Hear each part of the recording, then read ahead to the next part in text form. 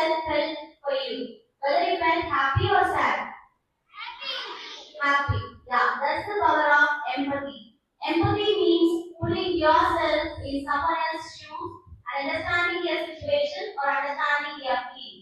For instance, imagine your friend falls down while running. Sympathy says, "Oh no, I feel sorry for you." But empathy says, "I know how it might have felt. Let me help you get up."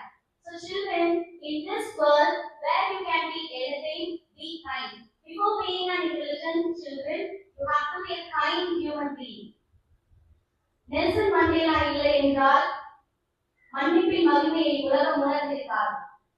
Periyar இல்லை என்றால் சமூக நீதியின் பலத்தை உலகம் உணர்ந்திருக்காது. Doctor B.R. Ambedkar இல்லை என்றால் சமூக நீதி மற்றும் மனித சமத்துவத்திற்கான போராட்டம் எடுத்திருக்கார். டாக்டர் APJ அப்துல் கலாம் இல்லை என்றால் பல்லாயிரக்கணக்கான மாணவர்களின் கனவுகளுக்கு வழி கிடைத்திருக்கார்.